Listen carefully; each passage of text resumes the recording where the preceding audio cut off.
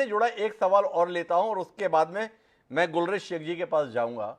और मैं ये जानना चाहता हूं कि हमारे पास में अलग अलग खबरें आ रही हैं कि अगर सदस्यता के संदर्भ में फैसला आ गया कि अयोग्य है तो क्या होगा। बताया जा रहा है कि हेमंत सोरेन मुख्यमंत्री के पद से इस्तीफा देंगे, पर वह चाहे तो दोबारा से शपथ ले सकते हैं और 6 महीने तक मुख्यमंत्री के पद पर बने रह सकते हैं। फिर से उपचुनाव हो जाए, जीत जाएं, आ जाएं। आपसे जानना ये चाहता हूं कि जिस शख्स को विधायक बने रहने के संदर्भ में अधिकार नहीं रहा, जिसको विधायक पद के संदर्भ में अयोग्य करार दिया जाता है, क्या वो व्यक्ति मंत्री या मुख्यमंत्री रह सकता है? इसके संदर्भ में कानून क्या बोलता है? देखिए, अयोग्यता के संबंध में तो ऐसा कोई प्रावधान मेरे नजर में नहीं है कि यदि कोई अयोग्य हो जाए तो उसको वो वापस मंत्री नहीं बन सकता। संविधान में प्रावधान है कि 6 महीने के लिए यदि उसके पास में बहुमत है तो कोई भी व्यक्ति 6 माह के लिए निश्चित तौर पर मंत्री पद धारण कर सकता है, चाहे वो मंत्री में मुख्यमंत्री भी शामिल है।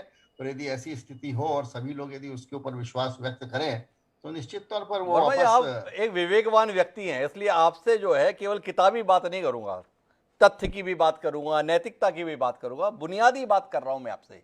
जिस व्यक्ति के संदर्भ में संवैधानिक प्रावधानों के अंतर्गत विधायक बनने की पात्रता छीन ली गई हो, क्या उसको मंत्री या मुख्यमंत्री पद बने रहने के योग्य पाया जा सकता है?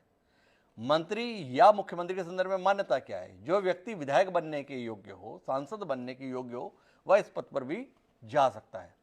जिससे बुनियादी छीन ली, जिससे नींव ही खींच ली जा रही है, उसका कंगूरा बने रहने दिया जाएगा, यह कैसे संभव है? इसके संदर्भ में कोई विवेकवान टिप्पणी आप जैसे मनीषी के द्वारा यहां पर कही जाए तो आनंद आए।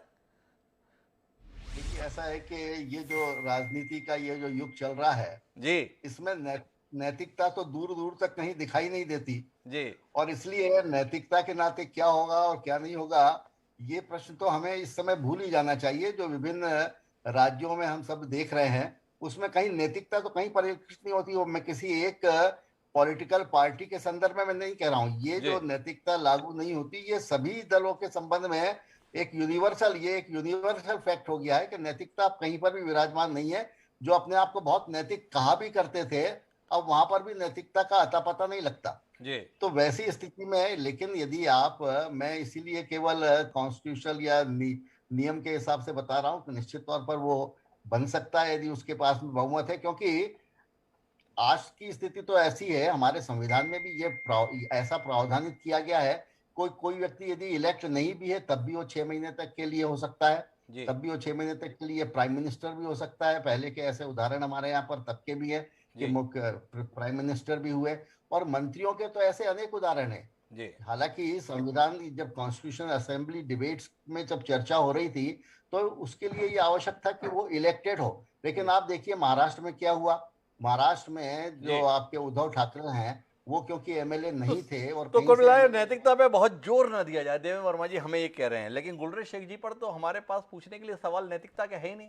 हमारे पास तो वो गोपनीय सूत्रों के संदर्भ में सवाल है जिसके तहत किसी को नहीं पता, पर भाजपा को पता है कि चुनाव आयोग की अनुशंसा क्या है। इस कमाल के संदर्भ में गुलरेज जी कुछ कहिए ना। पूरे धुआं उड़ाए हुए हैं आप सुबह से झारखंड की सियासत में, और आप ही हैं, मतलब आपकी पार्टी, जिसने पूरा माहौल सरगर्म किया हुआ है। 50 विधायकों के समर्थन के साथ है हमारे माननीय सुप्रियो भट्टाचार्य जी के नेता हेमंत सोरेन जी, पर फिर भी बस अब गए अब गए अब गए में रात होने आ गई, पर अभी तक गए नहीं। क्या है ये? सबसे पहली बात तो मैं ये कहूंगा कि मुझे लगता है कि हमारे सुप्रियो भट्टाचार्य जी की आत्मा जागृत हो चुकी है। जी क्योंकि जिस प्रकार से उन्होंने कहा कि सरकार को कोई रिस्क नहीं है, हमारे पास 50 विधायकों का सपोर्ट है, तो ये कौन बोल रहा है सरकार को रिस्क है? हम तो बोल रहे हैं कि हेमंत सोरेन की कुर्सी नीचे से खिसकने वाली है, लेकिन इनको चिंता नहीं है। ऐसा लगता है शायद परिवारवाद को लात मारने के लिए सुप्रियो भट्टाचार्य जी ने अपनी पैर को ऊपर कर दिया है कि अब लात मारूंगा।